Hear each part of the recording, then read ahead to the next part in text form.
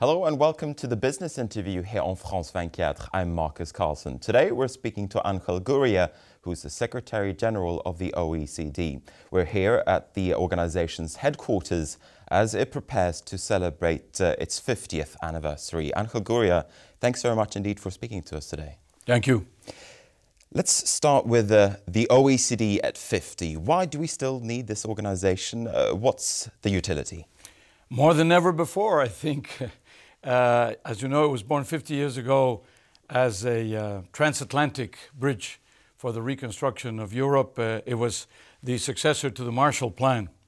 And now, of course, it is what I like to call it a do tank, the hub of globalization.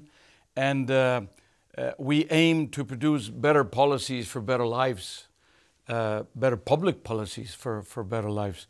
And we're working with our 34 members, which represent somewhat more than 50% of the world GDP, but also we work with about 100 other countries in the world, in the developing and emerging world. So we are very global in our reach, and the policies that we develop and that we promote are also of global application. Now, your ambitions, they're a tall order, seeing the financial crisis that we've just gone through. How strong do you think that the recovery is in your 34 member countries? It is widespread. Of course, it changes, in some cases still very flat, but coming from negative, so it's progress. And in some cases, it's very dynamic.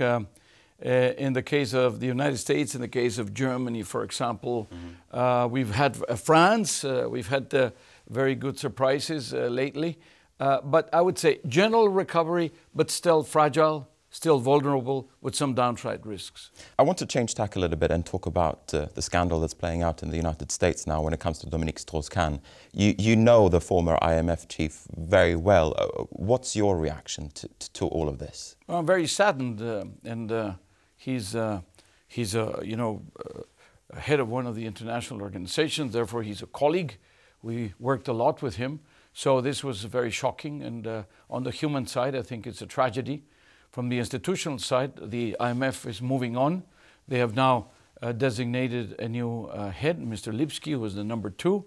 And there's now a search on to find a successor, which I hope is done fast, so that we give signals of stability and continuity. Now, your name has been thrown into the mix when it comes to who is going to become the next IMF managing director. Is that something that you would be interested in? Well, I have just been given another mandate here for 5 more years. And the fact itself that I am mentioned is very flattering. I'm very honored to be among that very small number of people who are thought as being capable of running the IMF. So, you know, we have to wait for things to happen. There seems to be a big rush to fill in the job, and the Europeans seem particularly concerned with not leaving the job open because of their own concerns, which I can understand because we live them here every day. But you're from Mexico. There is a push for a candidate from the developing economies. If you got the question, would you say yes? I would say yes. I would be very honored and very flattered. But as I said, I don't think it's the time.